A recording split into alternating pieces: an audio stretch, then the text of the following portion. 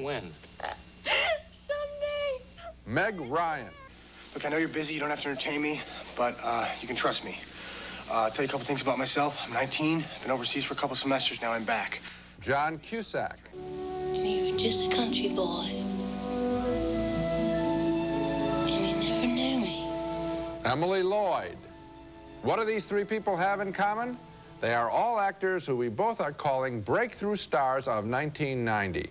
Fine actors who we feel came into their own this past year, and who we are featuring on this special edition of Siskel and Ebert. I'm Gene Siskel of the Chicago Tribune. And I'm Roger Ebert of the Chicago Sun-Times. Our first breakthrough star of 1990 is an actor who's been making movies for more than a decade, but 1989 was a very good year for him. I'm referring to Denzel Washington, who first came to really wide recognition in 1987 when he played South African freedom fighter Stephen Biko in Cry Freedom. We have to teach our children black history. Tell them about our black heroes, our black culture, so they don't face the white man believing they are inferior. That was a good role, but not as good as it might have seemed, because the story turned out to be more about a white newspaper editor than about the black activist. The Oscar nomination Washington received was for Best Supporting Actor, not Best Actor. It took a movie from early last year, a movie named The Mighty Quinn, to give Washington his first major above-the-title starring role. He was a Caribbean police chief on the trail of a conspiracy in a thriller set to great reggae music on the soundtrack. You think you have it made, don't you? You come down here and you do what you want, you take what you want, you kill who you want. Denzel Washington did good work in a lot of movies before The Mighty Quinn. Here he is, for example, in the 1984 Oscar nominee, A Soldier Story. Where are you from, Peterson? Hollywood, California. By way of Alabama, sir. And in late 1989, he played a soldier again in Glory. He was one of the first black soldiers in the American Civil War. Here he gives some straight talk to his commander, played by Matthew Broderick. What about us? What do we get? But The Mighty Quinn was the first movie to show the full range of his star power as an engaging, humorous, attractive leading man. Why you don't get him something cool to drink, huh? He has a whole heap of grief to get off his big chest. What about my chest? How long the offer lasts? And seeing that movie again just now, I'm reminded all over again how much I enjoyed it. Denzel Washington is a good example of the serious actor who does serious work in serious films and needs a great entertainment like The Mighty Quinn in order to really break loose and show his special qualities. The earlier roles were somehow more narrow in their definition. The Mighty Quinn was on my list of 1989's 10 best films, and Denzel Washington was one of the major reasons for that. He took what could have been a disposable thriller and gave it a special poetry and charm. Well, he lit up the whole screen. I mean, when you are getting close-ups like that and you can hold the screen and hold our interest, that's what they call a star. And this guy really came through, and you said, who is that? We'd seen him before, but not photographed just like this, where he is the center of the picture. Yeah, it's exciting to see. His dramatic roles were more thankless in a way. He was doing a good job, but not the sort of job where you would say, gee, I can't wait to see the new Denzel Washington picture. After The Mighty Quinn, I couldn't wait to see what he would do. Exactly. Our next breakthrough star who really came of age in 1989 is actress Emily Lloyd, who I think may be just as good as Meryl Streep in her ability to take on accents and the behavior of radically different people. For example, Lloyd's first role was as a working-class English girl, wise beyond her years, in Wish You Were Here from 1987. I've seen you here before. No. Why not? I've not been here, have I, Drip? Then last year, two wildly different American roles. First as an Italian-American mobster's stubborn daughter in Cookie. You're too stupid to know what I'm talking about. Well, if you're so smart, then why are you partners with that creep's father, huh? Then her best work yet in the movie In Country, playing the lazily curious southern daughter of a soldier who died in Vietnam. She questions her uncle, Bruce Willis, about the war. Did you get sprayed with Agent Orange over there, Emmett? Why? Something wrong with him? Well, yes, he gets these headaches and he can't sleep. Is that the same actress in Cookie and in the movie In Country? Hard to believe. At this point, with Emily Lloyd at age only 18, the only question seems to be, what can she do? So far, she's picking highly varied films, and that's a good sign for a young actress. This is not going to be just a teenage throwaway star. Well, there are two ways to look at her career. The one, of course, she's a Cockney actress. born and raised in London. So the amazing thing is that she can do an Italian-American, and then she can do a Southerner, and be so convincing that to American ears like ours, she sounds absolutely on target. So that's a technical feat. What's even more impressive is that in all three of her movies, she provides such a mature, well-rounded, in-depth, convincing performance. She is an actress. Right. And not just a technician. A technician, yes. No, I mean, and she, again, takes center screen. Now, we were talking about Denzel Washington being photographed center screen. Emily Lloyd isn't photographed quite that way in her pictures, yet she takes over the scenes that she's in. She can hold a whole movie by herself. Can't wait to see what's going to happen to her in the decade to come. When we come back, a breakthrough star named Meg Ryan, who had one of the year's most talked about restaurant scenes in When Harry Met Sally. Are you okay? Sharp. I like things made for me. Big. Introducing Sharp Vision. Big screen TV perfected. All the excitement without all the drawbacks of other big screen systems. The portable projector is easy to set up. It zooms from 20 inches to 100 inches, so it fits any room and gives you a picture that's bright and clear from any angle with no adjustments. New Sharp Vision. You don't just watch it, you live it. To live the excitement, call 1-800-BE-SHARP. Nobody has the movie I want. Hey, if it's on video, Blockbuster probably has it. Our superstores have over 10,000 videos. Wow. I'll watch these fast and have them back tomorrow, I promise. Relax. At Blockbuster, you can keep your videos for 3 evenings, so take home plenty. And use our 24-hour quick drop. Do you have any children's videos? Sure. Blockbuster is America's family video store. You know, we have more quality kids' videos than any place else. More movies, more nights, more fun. Blockbuster Video. Wow, what a difference. It's not enough to know what you don't like. You've got to know what you do like. So for families that like a thicker, richer, chunkier spaghetti sauce, we've created new Aunt Millie's Family Style. There's a lot to like. The jolting news of that morning will never be forgotten. What's going on, chaps? Mr. Thomas had closed his bake shop and taken his muffins to America. Thomas's English Muffins, England's breakfast tradition in America's hands. Had Mr. Thomas been here to see my harvest, he might have made an English muffin with oat bran. But alas, he went off to America. New delicious Thomas's Oat Bran English Muffins. Their time has come. Dummy. You jerk! I hate you. You're so stupid. Words like these can hit as hard as a fist. You were never born. Get the picture? Stop using words that hurt. Start using words that help. For helpful information, contact us. Continuing now our special show we're calling Breakthrough Stars of 1990. We're focusing on actors and actresses who really came of age last year. And our next honoree is Daniel Day-Lewis. Not a new face, but not the household name he really deserves to be either.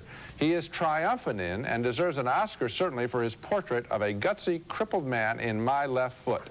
Lewis, 32, from England, made his film debut, however, in Gandhi. Get off the pavement, you bloody coon. Then came his reputation-making one-two punch. First, in 1985, as the gay co-manager of a London laundry in My Beautiful Laundrette. I want you to work here with me. What kind of work is it? Then a year later, his role as the effete fiancé in A Room with a View. Hard to believe it's the same actor. I'm sorry. 2 years later, in The Unbearable Lightness of Being, Lewis played a Czech doctor caught up in political as well as sexual turmoil. And this past year, his performance as the remarkable Christy Brown in My Left Foot. Daniel Day-Lewis playing a man crippled but hardly broken by cerebral palsy. The performance is technically perfect, and the fiery, abrasive inner spirit of the real Christy Brown shows through. There's no actor's ego here wanting to make Christy into more of a saint than he really was. And at this point, I don't know if there really is a better actor around than Daniel Day-Lewis. And I mean that. You think Dustin Hoffman won an Oscar last year for playing a man with a disability, an idiot savant. What's the difference between the two roles? I don't think there's another actor around that I can think of who could have played Christy Brown as well as Daniel Day-Lewis. And the amazing thing is, he is able to sell this man because, given the conditions of Christy Brown's life, he could have easily inspired a very grim and gloomy and boring and depressing film. Or and triumphantly heroic. Yes, and it's not. Neither is it saintly nor is it pious. It is a thoroughly and a completely entertaining film, a portrait of this man who is filled with life and filled with spirit, and it's Daniel Day-Lewis who's able to sell that. It's amazing. Remarkable triumph. My next breakthrough star of 1990 is an actress named Meg Ryan, who got a lot of attention during the year for her work in the Rob Reiner comedy When Harry Met Sally. And once again, this was a case of an actress who had a lot of good roles in a lot of big movies, but needed the right role to really showcase herself, to really break through. One of Ryan's first big supporting roles was in 1986 as the wife of a Navy pilot in Top Gun. Hey, Goose, you big stud! That's me, honey. Take me to bed or lose me forever. The next year, she had the female lead in Inner Space, a science fiction comedy with Dennis Quaid inside Martin Short's Bloodstream. I thought it was a terrific movie, but it was a box office disappointment. How did you get involved in this? Me? This is a long story. Well, good. I'm a reporter. I love long stories. Meg Ryan had another good role in 1988's DOA, which also starred Dennis Quaid, this time as a man with 24 hours to live. I'm not gonna see you again, am I? It took When Harry Met Sally to really put Meg Ryan on the map in a comedy where she and Billy Crystal meet in 1977 and fall in love in 1989 after a 12-year debate on whether or not men and women can really be friends. And this is the scene that attracted the most attention as Ryan chooses a restaurant for a demonstration on the art of faking an orgasm. Oh, yes! Yes! Yes! Yes! Yes! Yes! Oh! Oh! Oh! Oh, God. Oh.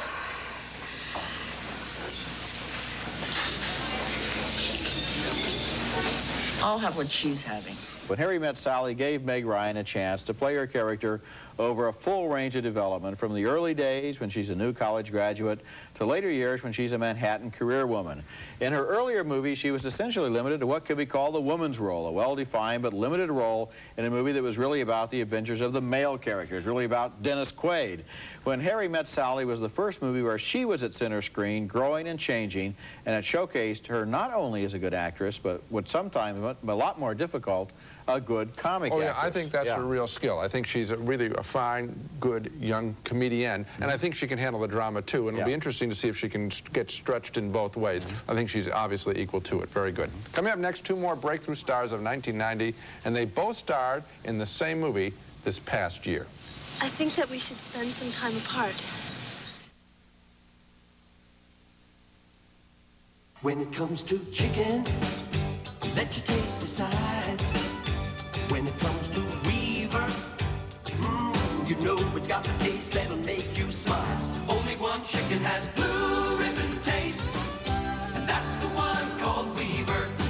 Weaver's got the taste you're looking for. Weaver's got the taste that's good for sure. Only one chicken has blue ribbon taste, and that's the one called Weaver. You're about to witness something remarkable. This man has a mentholated cough tablet in his mouth, yet he is smiling. It's controlling his cough, soothing his throat, making his nose feel unblocked. Still in there? Yes. What could be that strong, yet taste that good? Luden's proudly introduces Helps in 4 great flavors. And he actually finished it. Amazing. Helps.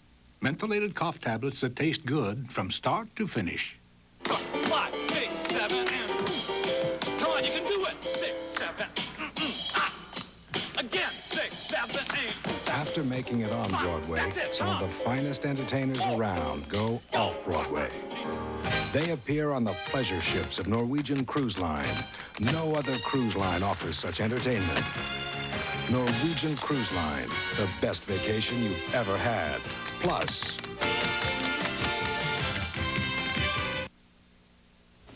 Grandpa, you really know how to throw a party.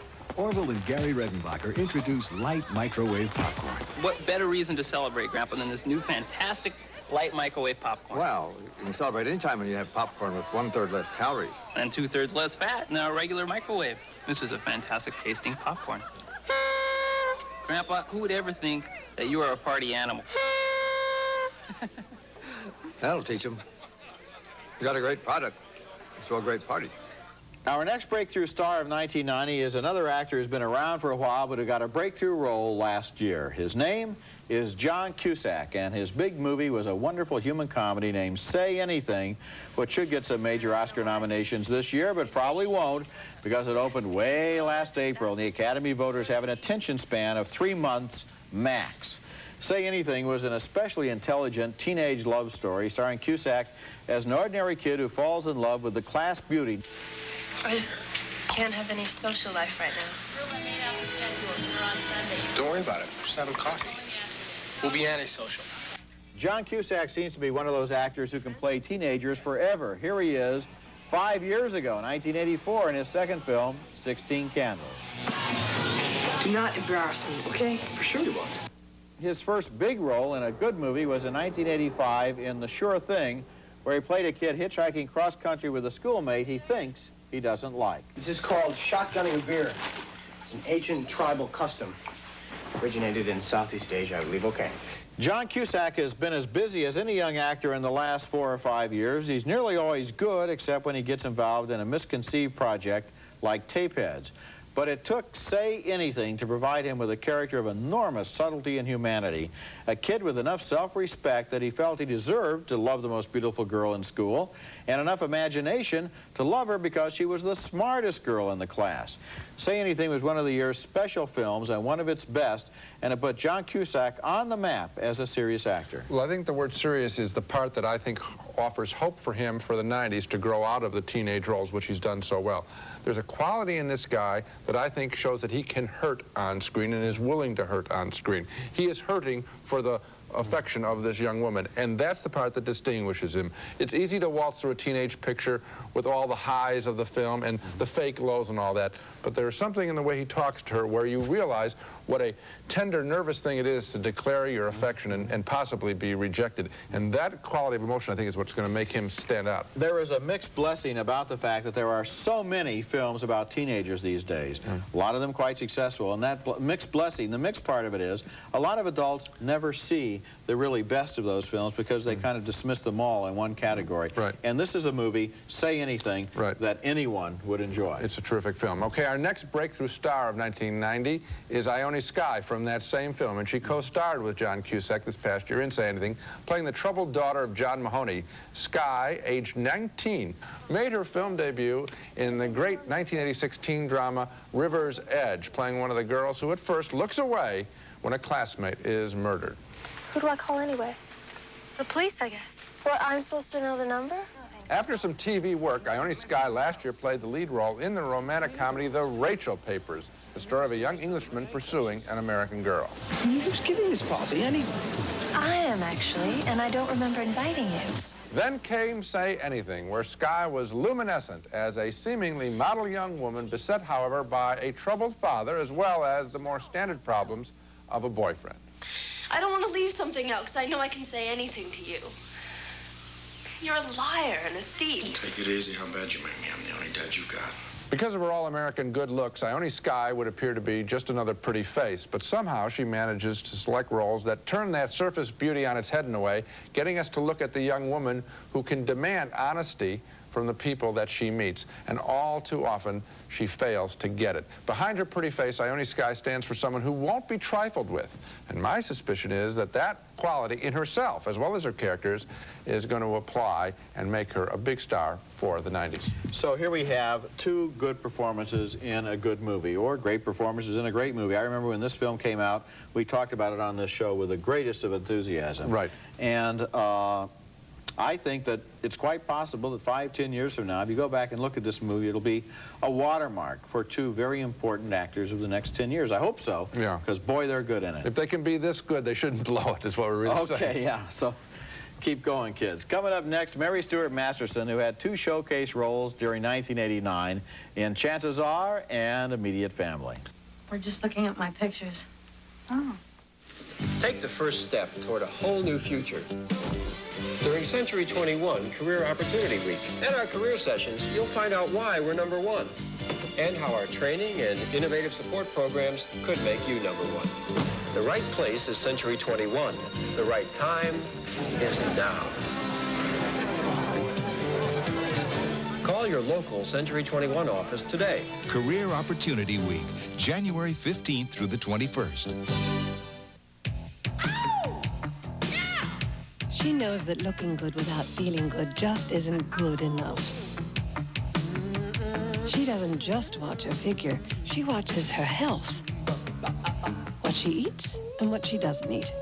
It's why you'll never find butter, tropical oils, chicken fat, or added cream in any Weight Watchers frozen entree. Maybe we should have called them Health Watchers. I love what you do for me, Toyota. Now there is a quality choice. The four-door Toyota 4Runner with the security of V6 power and four-wheel drive, rated highest in its class in customer satisfaction, with more interior room than Cherokee for more comfort. And value? After 5 years, 4Runner retains over 90% of its original value. Security, comfort, value. The right choice is at your New England Toyota dealer. He delivers value today and tomorrow. When he heard the news, he left in haste. Didn't want to miss that big, bold taste. McDonald's cheddar melts. It's beef from McDonald's, a quarter pound on a toasted rye bun, but it won't stay around. McDonald's cheddar melts. With cheddar cheese sauce, grilled onions too, it's a big, bold taste, too good to be true. McDonald's cheddar melts. Cheddar melt. For a limited time. To go at McDonald's. Our next breakthrough star of 1990 is the English actor, writer, director Kenneth Branagh, who burst upon the big screen in a big way late last year with his film version of Shakespeare's Henry V, portraying the warrior king in a different light than the way Laurence Olivier did in his celebrated film 43 years earlier. Branagh's Henry seemed more power-hungry, more manipulative, and just as charismatic. But tell the Dauphin, I will keep my state, be like a king, and show my sail of greatness when I do rouse me in my throne of France. When Roger and I saw that film, we both thought that that was the first time we had seen Kenneth Branagh in a movie. Well, we were wrong. In 1987, he starred in two good films. First, A Month in the Country, where he co-starred with Colin Firth as a battle-scarred World War I veteran trying to find some meaning in his life. It can always be different, won't we? The whole lot of us, all the millions of us that survived, if millions did. Different, I mean, from the generations who went before who had no idea that anything like that could ever happen. Then that same year, he played an incompetent British spy searching for a double agent on a Greek island in high season. You're a traitor. You betrayed your country. Now they let you go scot-free. You should be hanged.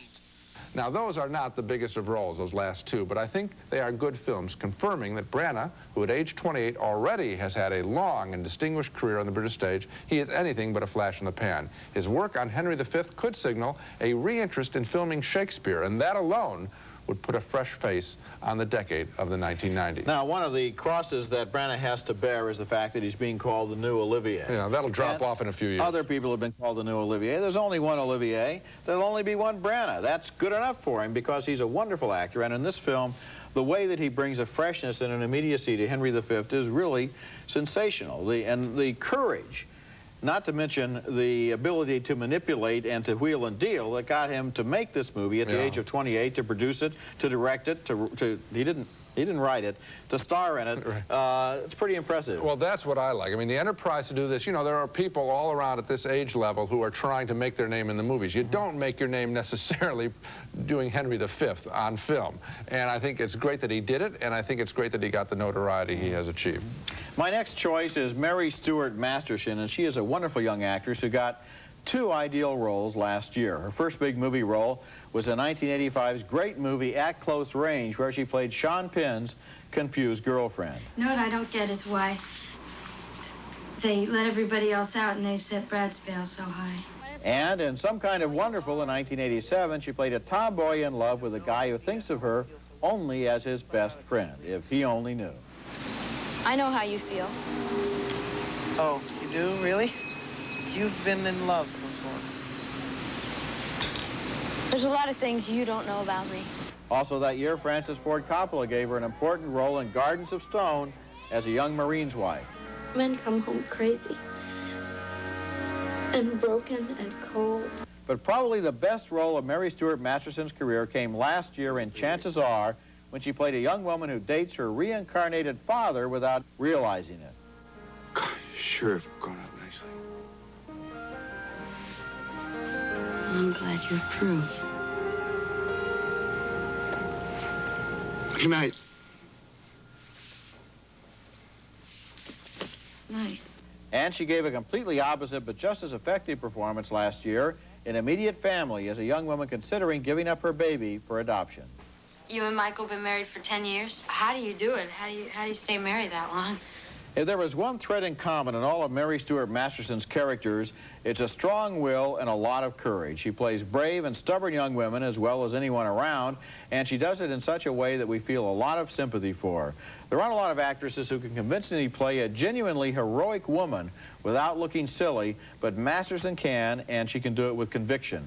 Because a lot of her early work was in movies that did poorly at the box office or were aimed at a teenage audience, a lot of people may not have had a chance to see her, but in Chances Are and Immediate Family, she did the kind of work that earns and deserves recognition. You know, somebody asked me late last year to pick the one actress that I thought that might not be a household name who will really hit it big in the 90s, and that's the name I came up with, Mary Stuart Masterson. And you know, when I watch her, I am not conscious of her age. Think about it. Of course, she's young, but when you watch her, you are watching this actress irrespective of her age. In Immediate Family, if she were 15 years older, it wouldn't make any difference. She doesn't play a girl. She doesn't use that crutch of the cute personality or that kind of thing. This is she's right there. She's right there. She's looking you straight in the eye. She's dealing with you. She's dealing with issues. She's dealing with her feelings in a real honest way. If you wanted to get somebody to play an honest woman in the movies, you could go for her, and she could walk right in and convince you in the first two shots. And I'm glad you used the word woman, because that's exactly who she is. And that's it for this week's special edition of Siskel and Ebert. Next time, we'll be back with reviews of some new movies, hopefully starring some of our talented breakthrough stars. That's next week. And until then, the balcony is closed. Magla latex rubber gloves with absorbent lining, non-slip grip. Protective for all household chores. From Magla Home Helpers. Rice-A-Roni, the San Francisco treat. Now with 30 flavors, you can serve it every day for a month and never serve the same dish twice. Fab, for a clean that's comfortably soft. Fab.